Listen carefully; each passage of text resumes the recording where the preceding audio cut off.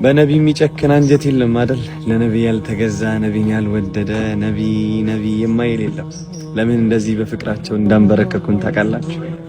አላህ ወደ ሰማያት ጠርቷቸው አድማሱን ተሻግረው ጅብሪል ይዟቸው ሲድረተል ሙንተሃን አልፈው ከሄዱ በኋላ ያን ክብር ተጎናጽፈው ወደ ምድር ሲመለሱ የፍየል ወተት ያልቡ ነበር።